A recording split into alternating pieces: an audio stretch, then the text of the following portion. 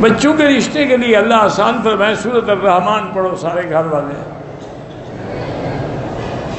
ہم جس مسجد میں تراویح پڑھتے ہیں وہاں 8 رکعت پڑھتے ہیں، 8 رکعت سے ادا نہیں ہوتی، باقی پھر آپ کو خود اکیلے پڑھنی پڑیں گی، یا اس مسجد میں جاؤ جہاں 20 ہوں۔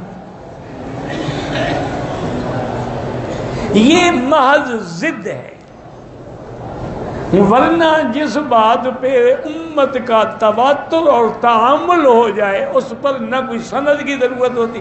اب دیکھو سورج نکلا ہوا ہو تو اس میں سند کی ضرورت ہے کہ جی سورج نکلا ہے یا نہیں نکلا، نکلا ہوا ہے۔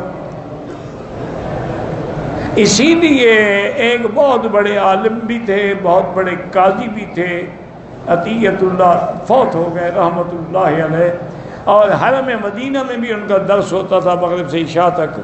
انہوں نے کتاب لکھی ہے تراویح پر کہ حضرت عمر کے زمانے سے لے کر آج تک پوری امت میں 20 تراویح، اور حرمین الشریفین میں بھی 20 تراویح، 20 تراویح ہے اور 3 وتر۔ یہ تو امت کا پورا یعنی مکمل عقیدہ ہے۔ اچھا، وہ جس حدیث سے حجت پکڑتے ہیں 8 رکعت، وہ تہجد کی رکعتیں ہیں، وہ تراویح کی نہیں ہیں۔ اور تہجد میں یہ ہوتا ہے کہ 4 رکعت بنا کے پڑھیں۔ کان یصلی اربعن، بی بی عائشہ فرماتی ہے حضور 4 رکعت، اور پھر آپ کی نماز کا کیا کہنا ہے، وہ کتنی خوبصورت نماز ہوتی تھی۔ تراویح میں 2 رکعت ہوتی ہے، تراویح میں ہر 4 رکعت کے بعد ترویح ہے، آرام ہے، اس میں تو ترویح نہیں ہوتا ہے۔ اور پھر تہجد کے لیے تو رات کا آخری وقت افضل ہے، اور تم تو اول وقت میں پڑھتے ہو، یہ کہاں ہے؟ تو اس لیے بلا وجہ ضد کا تو کوئی علاج نہیں۔ ایک ہی علاج ہے کہ دعا کریں اللہ دلوں سے بغض اور ضد کو نکال دے، تو کوئی مسئلے ہیں ہی نہیں۔ اچھا آپ دیکھیں، ایک حدیث میں 11 رکعت بھی ہے، 12 رکعت بھی ہے، 13 رکعت بھی ہے، 20 رکعت۔ تو اب جو آدمی 20 پڑھے گا تو 8 والی حدیث، 12 والی، 11 والی، سب پہ عمل ہو گیا نا۔ اور جو 8 پڑھے گا تو باقی حدیثیں، تو جو 4 حدیثیں چھوڑتا ہے وہ تو جناب پکا حدیث پہ عمل کرنے والا ہے۔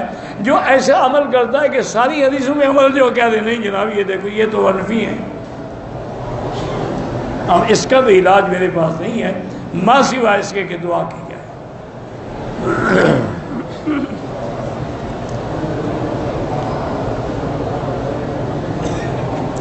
ایک شخص مدینے سے مکہ پاکستان سے رمضان میں آ کے عمرہ کرتا ہے، شوال کا چاند اس کو مکے میں نظر آ جاتا ہے، حج فرض ہو جاتا ہے؟ نہیں ہوتا۔ ایک آدمی حج کر چکا ہے زندگی میں، حج تو ایک ہوتا ہے، ہر دفعہ فرض تھوڑا ہو جاتا ہے۔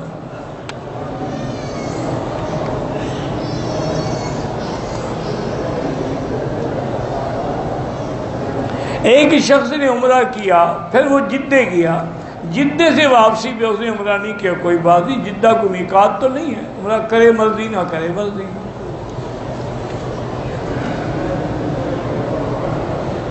میری اولاد نافرمان ہے، آپ خود بھی نافرمان ہوں گے اپنے والدین کے، وہی سزا آج ہمیں مل رہی ہے۔ اس لیے استغفار کریں، توبہ کریں، اور روزانہ 2 رکعت نماز اسی نیت سے پڑھیں کہ اللہ میرے بچوں کی ہدایت کر دے، اور سورۃ الاخلاص جو ہے 100 دفعہ پڑھ کے اللہ سے دعا مانگیں۔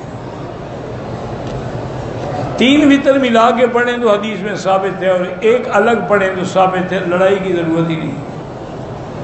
پڑھتے سب 3 ہیں اللہ کے بندے، ایک وتر کوئی بھی نہیں پڑھتا۔ وہ پہلے 2 رکعت پڑھ کے سلام پھیرتے تھے، ہم سلام نہیں پھیرتے، پڑھتے تو وہ بھی 3 رکعت ہیں۔ اگر وتر 1 رکعت ہوتے تو حضور 3 صورتیں کیوں بتلاتے کہ بھی پہلی صورت میں سبح اسم ربک الاعلی، اور دوسری میں قل یا ایھا الکافرون، اور تیسری میں قل واللہ احد۔ جب ہے ہی وتر 1 رکعت تو 3 صورتیں سکھانے کی کیا ضرورت تھی؟ میں نے وہی کہا نا کہ ضد کا تو کوئی علاج نہیں۔ ایک آدمی گیا تو اس نے سر کے کپڑا اتار کے نماز پڑھی، فارغ ہونے کے بعد مولوی صاحب نے ٹھنڈے دل سے سمجھایا اسے، بیٹا کہ آپ نے تو اچھا خاصی ٹوپی پہنی ہوئی تھی، نماز میں کھڑے ہوئے تو اتار دی. کہتے جی میں مردہ سنت کو زندہ کرتا ہوں, اور مردہ سنت کو زندہ کرو تو 100 شہیدوں کا ثواب ملتا ہے. انہوں نے فرمایا کہ سنت کون سی مردہ ہو گیا؟ کہ جی سب ننگے کپڑے. انہوں نے کہا یہ تو سنت ہے ہی نہیں, تو زندہ کس کو کر رہے ہیں؟ کہ اللہ کے بندے, سنت وہ ہے جس پہ ہمیشہ عمل ہو. تو حضور نے ہمیشہ عمل تو کیا, پگڑی کے ساتھ نماز پڑھی, ٹوپی کے ساتھ پڑھی. وہ تو بیان جواز کے لیے ہے کہ اگر سر پہ کپڑا نہ ہو تو نماز ہو جائے گی. تو تم نے اس کو سنت کیسے بنا دیا, پھر مردہ بھی کر دیا, اب اس کو زندہ بھی کر رہے ہیں. بس کیا کرے آدمی, اللہ ہدایت دے, اور کیا کر سکتے.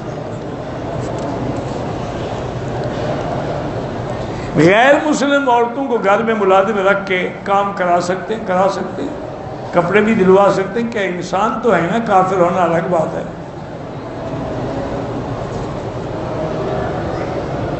انٹرنیٹ پہ غیر مسلموں کو ہم دین کی دعوت دیں, اگر صلاحیت ہو تو دعوت دیں. اگر دین کی دعوت دینے کی خود تم میں صلاحیت نہ ہو تو فائدے کے بجائے نقصان ہو. ان نے کوئی سوال کر لیا, تم جواب نہ دے سکے, وہ اسلام سے بدزن ہو جائیں. بالکل انٹرنیٹ پہ دین کی دعوت دیں, لیکن پہلے خود تو دین سیکھیں. اگر آپ کے اندر صلاحیت نہ ہو, مجھے ایک دفعہ نیو یارک سے یا نیو جرسی سے, اب ہیں تو قریب قریب ایک ہی چیز ہے تقریباً, درمیان میں صرف ایک دریا ہے امریکہ میں. تو ایک نے مجھے فون کیا, انہوں نے کہا کہ مکی صاحب اللہ آپ کو جزا دے گا, ہم آپ کے لیے دعا کرتے ہیں, ہم یہاں رہتے ہیں کافی عرصے سے. انہوں نے کہا کہ ایک شیعہ ہے, اس نے انٹرنیٹ پہ ہمارے ناک میں دم کر دیا. وہ روزانہ انٹرنیٹ پہ بیٹھتا ہے اور صحابہ کے خلاف اعتراضات شروع کر دیتا ہے, کبھی حضرت عمر کے خلاف, کبھی حضرت عثمان کے خلاف, کبھی حضرت معاویہ کے خلاف, کبھی مجموعی صحابہ کے خلاف. ہم پریشان تھے. اللہ آپ کو جزا دے گا کہ آپ کی خلفائے راشدین کی البم جو ہے وہ ہمیں کہیں سے مل گئی, اور وہ البم ہم نے اپنے پاس رکھ لی.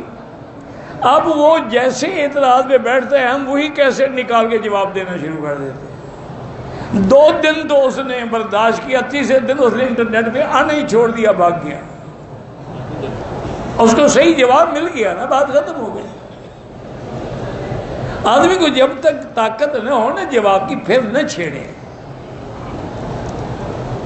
ہمارے تھے شیخ پیر محمد علی شاہ صاحب, پپلی راجن کے علاقے کے تھے, بہت بڑے عالم تھے اور بہت بڑے مناظر بھی تھے شیعہ کے خلاف, لیکن غصہ بڑا تھا, برداشت نہیں تھی.